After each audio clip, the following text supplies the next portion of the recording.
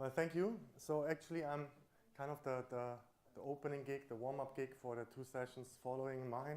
So I'm just, yeah, as I said, trying to warm you up and get you up to speed. So maybe before I start, quick show of hands, who of you would say I have a decent understanding of what SAP Cloud Platform is? Okay, a couple of hands. And how many of you want to know about what Cloud Platform is? Okay, good. That's a good start. It's a solid start. So I tried to make this a little bit different than my usual presentation. As announced, my name is Matthias Steiner. I'm part of the Cloud Platform product management team, and for the last 5 years I have been primarily doing this, evangelizing about the Cloud Platform, trying to drive the adoption within the ecosystem, but also beyond. And as you can imagine, I always have a set of standard slides that I show day in, day out. And I said, okay, for this community-driven event, I want to go a little different because, as I said, some of you may have heard about Cloud Platform. So if I would just give my regular pitch, you would all be falling asleep. And those who don't know, I think our standard pitch is quite technical. So I said, let's go for something completely else. Having said that, I want to go back a little to 2007. And may I ask, who of you have been working with SAP or with SAP software at that point in time? Okay. So anybody remembers the good old NetWeaver days, right? So, and I think that's kind of what I'm trying to depict here, right? So we had a great application server, very powerful, one of the first Java 5 servers out there that was certified, but it was quite a complex thing. What we would say maybe a monolithic application nowadays. And as you can see from this game, once you start, building something up and you get a little bit of what they say, it grow organically or it grew over time, then you end up with something like this where it's really hard to put something on top without breaking anything, and it's also quite hard to improve what you have because if you pull something out, the whole thing may collapse. And at that point in time, we also started doing more and more acquisitions of other of other companies, and many of them have been using Java. A good example, for example, would be business objects, right? So when we said, okay, we have another member of the family now with SAP, of course it makes sense from a platform perspective to say, let's bring into the common platform where we have everything else. But then they said, well, the startup times, the bootstrapping times, the sheer size of your application server doesn't quite fit our needs. And this is when a team at SAP started to think about, how about giving a completely different spin? How about coming up with a really, really lightweight or lean Java server? And that was a project that was kicked off in 2007. And then, as is always, it's been a really, really small team thinking about these. And they came up with a fancy project name. In this case, it was called Pegasus. And then they started to think, okay, what are our guiding ideas to make this different than what we had in the past? And then we said, well, first of all, when we see what's happening out there, Java is used everywhere in the enterprise space. Okay, within SAP, ABAP is still number one, but we also see a lot of people are using Java. We said, in order to be successful, we gotta do it as they do in Rome, as we say, right? And we said, okay, the outside world is using servlets, Tomcat, and these type of technologies. And if we want to target market segments that are outside, and now mind the language, the SAP fortress, then we will be more successful in, also acquiring net new customers. And then they said, okay, in order to, get rid of the long tail, or what other people say, technical debt, we said, let's give it a fresh start. So we don't have to concern ourselves with compatibility, being compatible to older releases, but we start with completely fresh start. And what we're going to do different this time is instead of building it all ourselves, we will be focusing on open standards and open source as much as we can. And that has been one of the underlying principles of the cloud platform from day one, as you can see, because we feel that if we allow people to use stuff that they're already familiar with, because they have been using the same technologies in college or in their current workspace, where they can find a lot of help already available in the internet. Google's your best friend. Stack Overflow these days. I mean, right? The people speak about full stack developers all the time. Sometimes we make fun of the full stack developer, you know, because they all go to those all those websites to look up some questions and answers typically. So it's so that's that. And then we said, instead of, you know, working on commodities, if there's something that has been done already, like a server, application server, where we don't want to differentiate from the competition, then let's just use what's there and let's just use it as is, you know, without even modifying it, and focus on implementing differentiating capabilities. And a prime example that came into life a couple of years later would be HANA, right? We said, so we believe that we can make a difference with this in-memory database platform. Let's go for it. And another thing, and I think that's also something that is really, really good mindset if you start with cloud in general, is that we really said, let's scale this up slowly. Instead of saying, okay, let's get 100,000 developers on the thing and make it the best thing ever, we said, no, we're going to take it in small baby steps, really agile manner, and make sure it works for us. And I think that's one of the reasons why we were able to get a product out on time that was not just a 1.0 release, but mature enough to then handle what followed after. And then last but not least, and I think this has been a trending theme today, is we said, okay, in order to be successful with this, we gotta embed the idea of continuous integration and automated testing from day one. Because in cloud, and just to give you a glimpse, with the cloud platform, we're updating the production landscape every 2 weeks. And as Oliver said, without downtimes to the applications, right? And if you're coming from an on-premise legacy where you're shipping on quarterly release cycles with the good old waterfall methodology and QA gates and all of this, you realize to go from there to weekly updates to the production landscape without downtime, you gotta nail this, because otherwise you're toast. So that's kind of the thinking that went into this Project Pegasus. And then in 2010, we said, let's make this real. And instead of just offering Pegasus on-premise, as we used to do in the past with NetWeaver, we said, no, why not offer it as a service? Because we don't want our customers to have to worry to operate the platform. We want them to focus on business logic.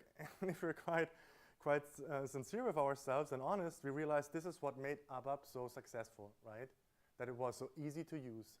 And all the heavy lifting was taken care of by the underlying frameworks, right? Open SQL kind of shielded you from knowing how to write proper SQL statements, at least until recently when we introduced HANA, and everything else. So it was really, really easy to focus on business logic, and this is what public cloud platforms actually try to achieve. So if we go further, and the reason why I have depicted Star Trek Enterprise here is because we called it the next generation Java platform, right? And we had the slogan to boldly go where no one has gone before, because we felt that at the time, and I'm talking 2010, nobody within it would have associated cloud with SAP back in the day. So we were really like a small team of rebels, if you will, right? With a crazy idea, and the rest of the company had completely different thing in mind. Like I said, this is when the HANA train started, so everybody was talking HANA, and just a couple of colleagues and myself, we have been thinking about, hey, let's do Java cloud, and then we were like, yeah, whatever. So, and then we thought, okay, so what is this? So if you take a look at the main stakeholders in software, right? We have users on the left, we have the business and the financial interests of the business on the right-hand side, and then we have the developers in the middle, who are supposed to be the ones that make it all real. And on the user side, we say we want apps that are easy to use, right? I think a good example is Google Mail or whatever mail client you use. So you just log on and you have it all out there. You have nothing to worry about. A bad example that I always bring up in the past is Adobe Reader. So I stopped using Adobe Reader for one reason, because every time I opened it, it started, you have to update. And I don't want to, start I want to use it, not update it. So that's what they did wrong. They didn't have, overnight updates, and this is why I think they lost me, at least as a user. So we want applications that are carefree. They got to be there. They got to be working. I don't want to worry about them. And the same thing with the gamers, right? You remember the times you bought a game in the store, you brought it home, and the first thing you have to do is install patches, find drivers for your graphic cards because it wasn't supported. So nobody wants that. So we just want to have applications. We want to use them on the fly, on demand, on our mobile, you know that much. So ultimately, what we want is we want a desirable solution. And I think software as a service, like I said, it's provided for you in the cloud. You just log on, is kind of the standard here. From the commercial perspective, and you have been hearing this before, digital transformation, disruptions, the Ubers and all these storylines. So everybody needs quick results. We know that change is accelerating, technology is accelerating, so if you're not quick to market, somebody else will beat you. So it's all about being able to provide your software in a minimum amount of time. And also, of course, everybody wants to lower capital expenses and say, no, if I want to grow with the adoption that I see, and I want to pay with the adoption that I see. So this whole idea of scaling up to the demand and making sure that I can operate all this complexity with a lower total cost of ownership is really, really important. So from the business perspective, a solution got to be viable. And the solution is to say, okay, I got infrastructure for all the scaling, for all the global scale, also for the reaching out to my users, plus SaaS as being the one vehicle to get the application to the users quickly is kind of where it all comes together. So the question now is, how do I develop SaaS applications? Yes, I could do so directly on infrastructure. I could become an Amazon shop and I have a huge Chinese menu with everything I could possibly want, but I have it all combined together and I have to operate it together. And I think that's not most people's primary business, right? Most businesses are not about reinventing the wheel when it comes to running large loads on the internet in a secure manner.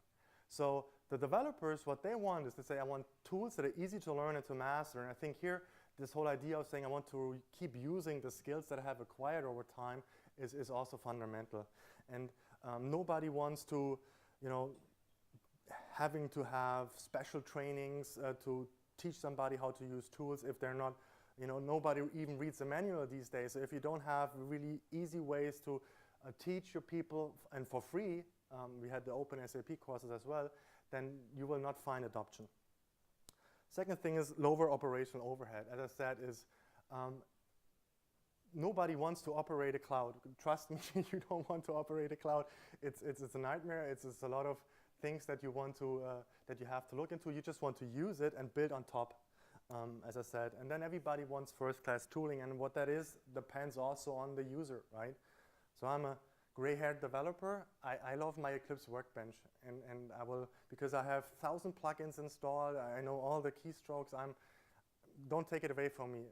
The next generation, they love their web-based tools. They said, I want to code wherever I don't want to mess around with on-premise tooling. So give me a great web-based tooling, and I'm fine. So it's all about choice as well, right? So what is first-class tooling depends. But good documentation is one aspect of it. So in order to make this whole thing feasible to develop SaaS applications, I think it makes sense to come up with a platform as a service offering. And if you just go a little further, what do you need within this platform as a service offering? In order to interact with your users, you need a great user experience, right? You need great mobile capabilities. You need collaboration capabilities. On this end side, if you want to stay up to date, where you need IoT capabilities in order to handle big data, you want to make sense of all this big data, so you need to go from big data to smart data so that you can actually leverage all this knowledge that you potentially have. You want to integrate with your legacy applications, of course, and everything needs to be secure. That's the first thing that comes up with cloud. And from the developer perspective, and we heard this quite often, is you need good tooling that caters to both development and operations. You need data and storage capabilities, runtimes and containers, and in the future you may also want to benefit from machine learning to build smart applications. So all of these capabilities you can either arranged by yourself and tied together by yourself by using infrastructure, or you say, I'm going with a platform as a service offering that offers me all those and more capabilities as a Kickstarter. So this is actually the idea of platform as a service and the cloud platform in the middle, to say, we give you a standardized design and runtime environment. So it's pretty easy to use. And then we make sure that we take care of the heavy lifting when it comes to complexity of cloud applications, like enterprise readiness and this whole idea of, what does it need to operate a cloud? And what it provides you for the end users is to say, yes, we have best practices.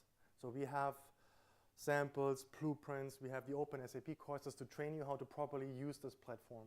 We have this whole set of capabilities that I just outlined.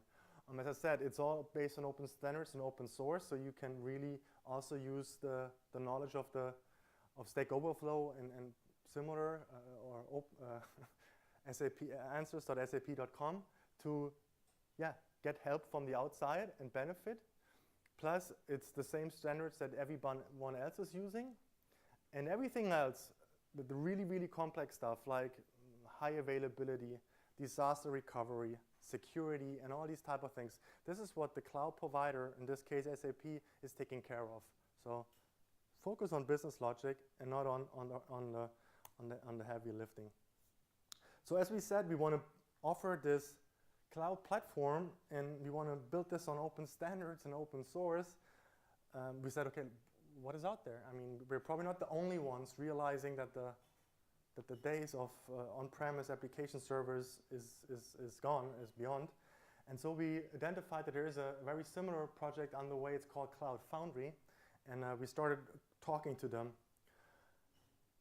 until we had to realize that technically it was pretty much what we wanted, but from an open source contribution model, we didn't have the impact that we thought we would need in order to make this the foundation of our next big thing.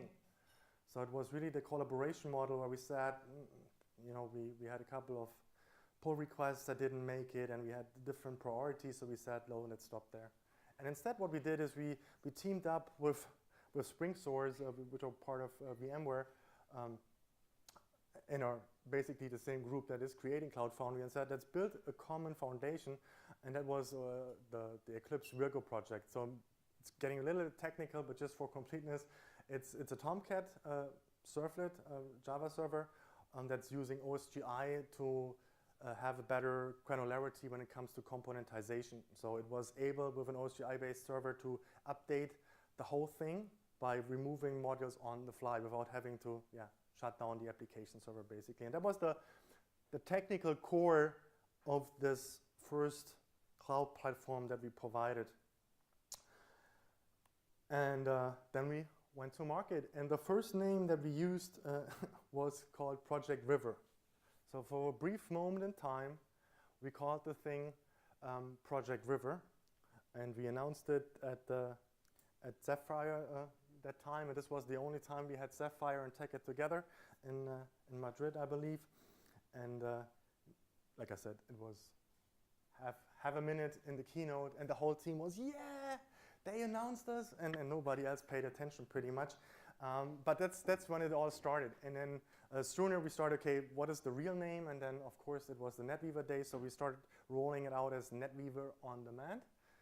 Shortly, we said, no, that's not a good name, and then we started calling it SAP NetWeaver Neo. That was also a name that was really, really ring a bell with a lot of the development teams, and Vishal, he was still the CTO back in the days, he also called it Neo in every internal meeting that we had. He even used it externally, even though nobody knew what he was talking about, and so we went to market. And that was when it really, really became interesting, because for me, I can say it was a really, really interesting experience to take a product basically from nowhere to where it is now. And for those who don't know, at the moment, the cloud platform has become the strategic center of SAP's cloud platform and overall strategy. So it's really in the middle. And as I said, these days there is no keynote where they don't spend a lot of time talking about it. And then we took it to market, and then we had the new official name. And this is also the reason why I kept changing the name of my presentation today, because this is a thing at SAP. You have to change the names. So we went to market with this as a global availability version with NetWeaver Cloud. And we actually managed to present this in the same keynote. Vishal called it the SAP HANA Cloud Platform, and Björn Görke, at the time, who's the owner of this thing, he called it NetWeaver Cloud. Eventually, and this is a mem in this presentation, we changed the name to SAP HANA Cloud Platform. Anyway, so the interesting thing is, and some of this already came up, so we said, okay, now we're there. How do we drive adoption? And we said we need a developer edition, and we can't charge people for it, because if we say we want money for you to test drive our platform, we will never get the momentum that we need. So we said, okay, somebody needs to sponsor a landscape where developers can test this for free. And as I said, so this was a new group, and we challenged the status quo. We said, yes, we will provide something on a perpetual, unlimited in time version for free. Everybody can use it. And it took a lot of convincing and sweet talking to get the executive management to do so. But till today, the cloud platform is still offering a perpetual free developer license. And if you take one thing away, give it a try, test it out. That would be really, really helpful. Another thing that I would briefly want to mention, 2012 was also the year where we had, at our technical conference, we have always this thing is called Demo Jam, where a group of engineers showed a fancy demo, and very entertaining usually for the crowd, and they had 6 minutes to demo their applications. And that year we had guys from middle school, so they were 12, 13 years old, like 2 boys, and they went on stage and they showed a mobile app connected to the cloud platform, which allowed you to check the origin of fruits and where they came from, and if they came from, I don't know, the region. And their example was to say, well, nobody wants to eat an apple that is, grew next to a nuclear power plant, right? And I would second that. And that was their example. And they made a really, really good show. And at the end of the day, they were second place. They got second place. So people asked, so how did you learn how to do all this? And then they said, well, we learned it all from the online documentation. And you can imagine that for me, as somebody driving the adoption of this, I love this. This was my favorite quote for the entire year. And I said, basically, well, if 2 middle school kids can build such an app based on the online documentation, what's your excuse, right? I said, seriously, we offer this for free. We give you the education for free. There are no excuses, right, not to test it. And then this thing really took off. We also said we boldly went where nobody went before, which means we go outside of the ecosystem. So that year I had a presentation at the German CHEX conference, which is the largest tech conference in a German-speaking region, in the DACH area, and I presented on Cloud Platform. And just to let people know, yes, SAP is also in the game, and we're actually trying to be a good open source citizen. We contribute to the projects we are using, and so forth. And then my colleague Rui started with the Open SAP courses. Vitali showed you GitHub today. Out of the 220 repositories, over half of it is Cloud Platform. And I recall the early days, it was around this time frame, I think in 2013, when we teamed up with Vitali's team to say, yeah, we need a GitHub representation. We need samples out there that are easy to consume. And 2013 was also the year, as I said, where the HANA aspect of the SAP HANA Cloud Platform came into effect, so where we really offered also all the capabilities within HANA that we heard about today as well, sentiment analysis capabilities and so forth, all part of HANA platform. They're all available in cloud as well. And then 2014, as I said, so we're now becoming the new star.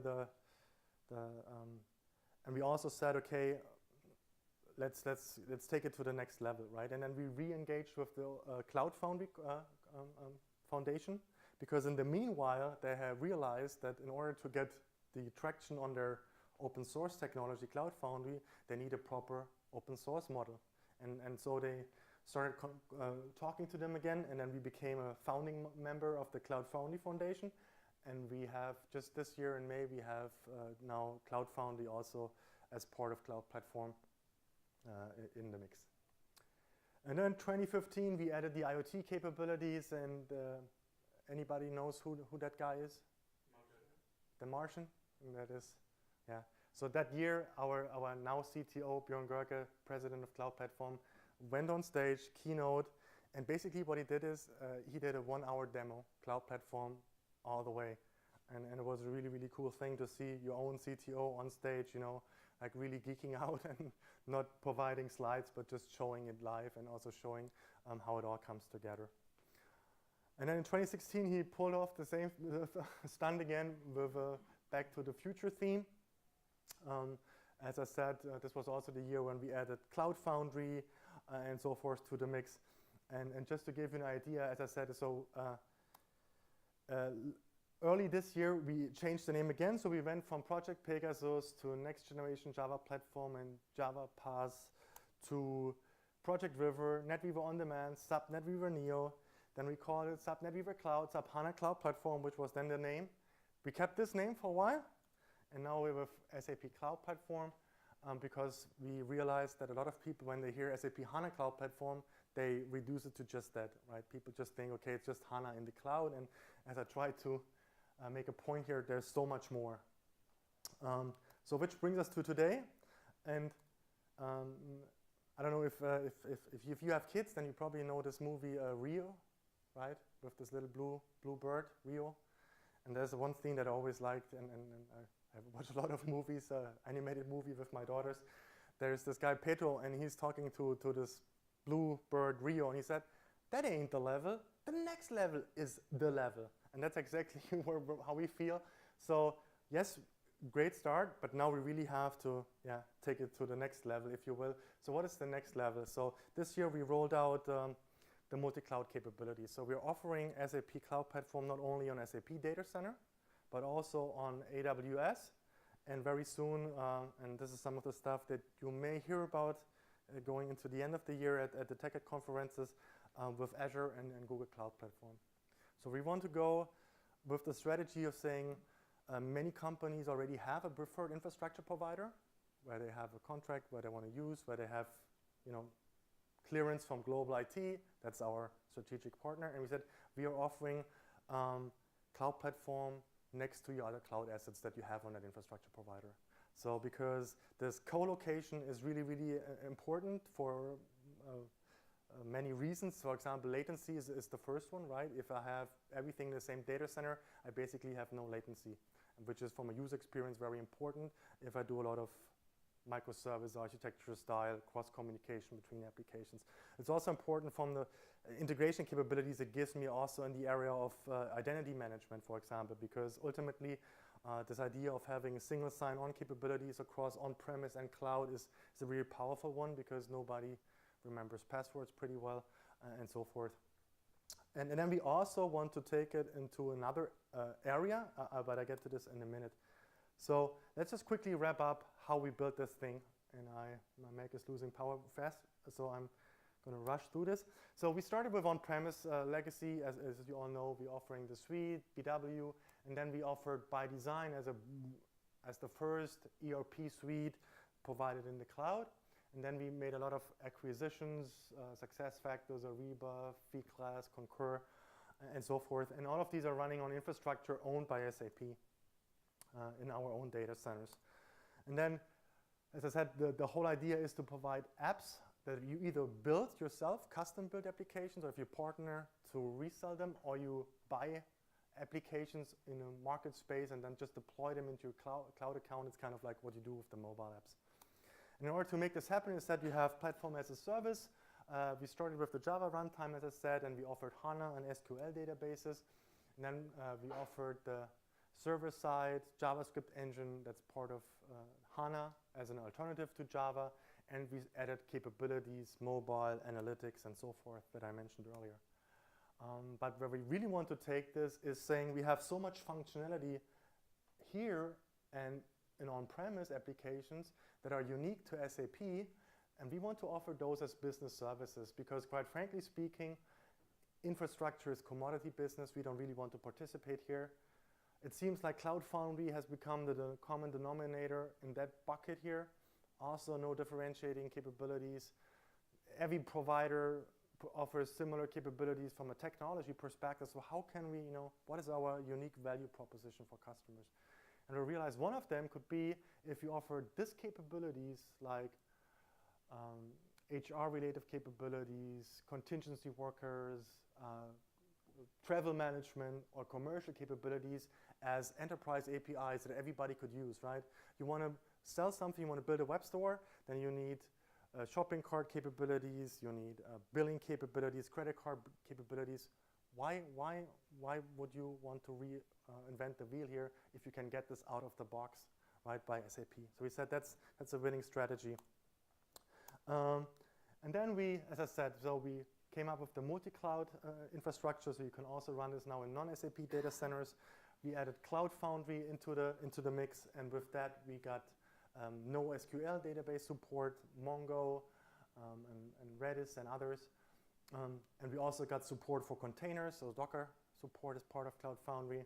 And we also added something that we call virtual machines, which gives you a little bit the flexibility of infrastructure, at the same time gives you the standardization of paths so that you can really also add arbitrary components that we don't offer as part of the platform itself. Big data capabilities are coming soon. And as you probably heard, this whole idea, machine learning, blockchain, IoT, analytics, all of this, which is now part of our Leonardo branding, it's all driven and powered by the platform itself. So this is really the thing that drives most of the cool and interesting stuff at SAP, really. So the future direction is...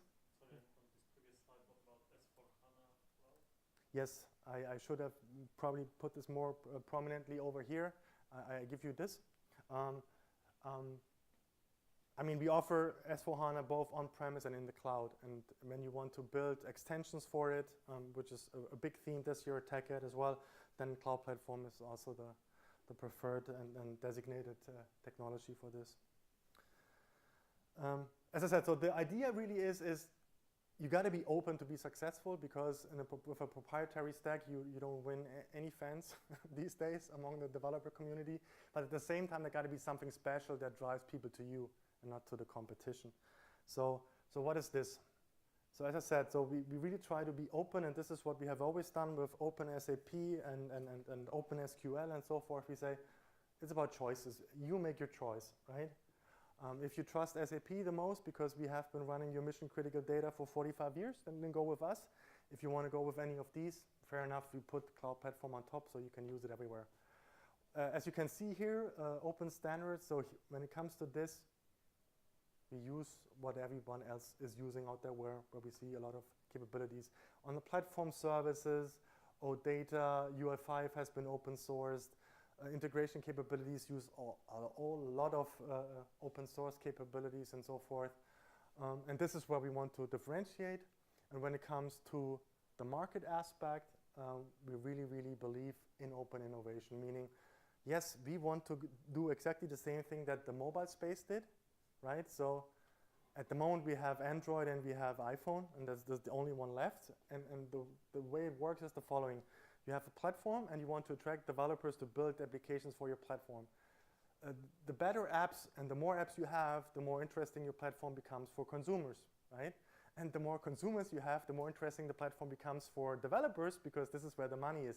So this is really exactly what's happening also in the cloud space and in the SaaS space. And I think SAP has a very, very strong ecosystem already, right? And this is where we really want to leverage. And we have, I don't know, like, over 1,000 partners that are working and building apps for this as well. And like I said, we're really making a big push here to get more and more people on board. When it comes, where do we want to differentiate? At the moment, SAP is really the only one that is offering this as a public cloud service, right?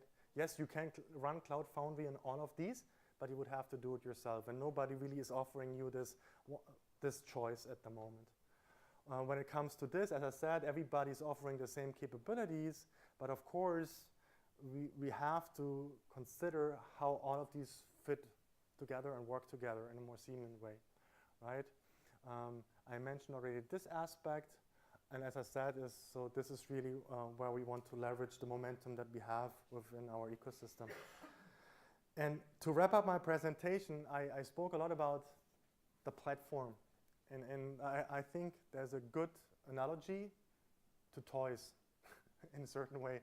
And there was an interview conducted a while ago with the CEO and co-founder of Playmobil, and they asked him, so your toys, they're doing extremely well. What is so interesting about them? And the guy answered with a classic response. He said, it's not about the toys, it's what the child does with the toys. And I think that's exactly the same thing for Cloud Platform. So Cloud Platform is boring. What's really, really interesting is what customers and partners can do with the platform. And I think that's really what I want to convey. It's what can I do with this? This is what everybody should be thinking about if I was successful with what I wanted to achieve today. I don't know where we are time-wise, Oliver, so you gotta give me, do we have time for a quick Q&A? 5 minutes, 7 minutes. 7 minutes. So any questions on what I said? Yeah. From a developer point of view, well, I'm a developer, I work in SAP for some time. Mm-hmm. I work in ABAP. Mm-hmm. I look at this and it's kind of mind-blowing. And well, I know this is the modern age. Everyone is doing this in development. All my colleagues that are not SAP are used to these stories and this. And I understand that SAP, as you told, and by your effort is getting these things for free, but your advice, what should we do as developers? Because in my normal day, I have to continue doing my ILV reports, my interfaces, this boring stuff. If I compare it to this new world, how can I go there and join? Okay, I have the open SAP courses, but what I'm trying to say is we get really a little bit confused because there's so many new things. And should I go and look for Cloud Foundry? Should I go and study Docker? Should I go? What's your advice? It's a good question. It's a question I get quite often. Let me rephrase it into something that I think that's more important for many people that are listening. Does this make ABAP developers redundant? And my answer is always no, right? I mean, most applications that we see getting developed, they still are connected with on-premise systems on the business suite or S/4HANA. So this knowledge about function modules, how ABAP works, how it's all stored, this is extremely still relevant. What? To create your data services? Yes. But if I want to go to the other world. If you want to go, then like I said, let me finish the sentence. So for example, but what you also have to embrace, and this is what you say, is you gotta embrace continuous learning. Right, so the days where I learned my craft and I can make a fortune with this skill set is gone, because there is this accelerated technology change happening. So the question is, what should I invest in, right? And I think there are numerous touch points. So for example, you could familiarize yourself with gateway and OData to understand how I can expose data within the business suite or S/4HANA to the outside world. Or if you say, well, I look into UI5, which I can use on top of an ABAP framework and as well on the Java Cloud Platform, right? Which is, it's a very good skill set. I mean, brushing up on your HTML5 and your JavaScript expertise is a very good thing. At the moment, with all the things happening with HANA, brushing up on your knowledge about SQL, and maybe looking into machine learning. So there is a lot, and you have to choose, but I think it depends also on where you want to go. And I think the most important thing is that you actually have all the resources available. So it's a problem of witches, as the Americans and the English-speaking people say it. So which one to choose from all the, so it's a first world problem, I think. At the moment, I don't know, like I said, for me, my passion was always about APIs and exposing APIs, so that's what I'm really, really interested in. So, and how to make this more resilient. So at the moment, I'm spending a lot of time looking into microservice concepts, because I have to convince Oliver to open up the API for the community network soon, but that's another storyline. Yes, Darren? So, slightly related in a way, what languages, what programming languages are currently supported or planned to be supported? Right. Yeah. So we started with Java, as I said. We added JavaScript. With Cloud Foundry, we now have also offering enterprise support for Node. And we offer this whole concept of bring your own language, which is a built-in feature of Cloud Foundry. So pretty much you can use any community build pack, this is what it's called. So you could do Python, PHP, everything pretty much. With the exception is that SAP is not offering enterprise support for all these others yet. And we understand that this is a gap, which we believe that maybe some of the partners can fill in by saying we offer support for these things. At the moment, we understand that Java and Node and maybe Python next on the list, this is where the heavy load is, and we don't expect many people developing PHP enterprise apps anytime soon. So yeah, so these are the 3 ones we will focus on, and we offer enterprise support for Java and Node at the moment. So I guess the key thing is that number one, you kind of Google for your language plus Mm-hmm. Foundry Community, yeah. and if you get hold of that build pack, you can then deploy that easily to When you deploy your application, you're referencing the build pack. Yeah. Yeah. And that's part of the deployment process, that it's fetching those if it didn't already. Yeah. In one of the slides, the on-premise world simply faded out to the left. To make room for all those capabilities that we built into the platform. Yeah. That's probably understandable from your point of view. Yeah. Honestly, we have the slide problem that we just can't. So we still have to work on-premise. It's still there. It's still here. We are already seeing the problem that, the effect rather than, that, for example, the cloud platform gets updates, I think, Every 2 weeks. Every 2 weeks. no, the S4HANA Ah, okay, yeah. gets Yeah. 4 times a year, and we get only 1 update for the on-premise solution. Do you see the on-premise solutions falling further behind in maintenance and update strategies? Because as much as some people would like to move all healthcare and patient data into the cloud, there are legal issues and other issues that are preventing us from doing that at the moment. And I'm not convinced that's a bad thing either. No, okay, 2 things to it. A, this is, I think, important. From a technology perspective, SAP clearly has a cloud-first approach. So that's for sure. Let me take cloud integration for a moment, which is kind of the successor of PI, PO, XI, whatever we called this thing in the past. So yes, we will develop new features in the cloud first, and then eventually think about retrofitting this into PO as well. I mean, basically what you're saying is, how long do you maintain old releases? And I think we're not pushing everybody into the cloud yet, but we certainly try to make it clear to everyone that you gotta move on, that you gotta remove a little bit of the old tail that you have gathered in the last 40 years and move to S4HANA, be it on premise, and to benefit from the latest improvements. We will shift. This is already in process, that we will shift our users from the business suite ECC to S4HANA, and this will not be changed. So you better make up your mind on how far you want to fall behind before, because it's not getting easier if the longer you wait. There's so many questions now. I start here. Okay, quick question.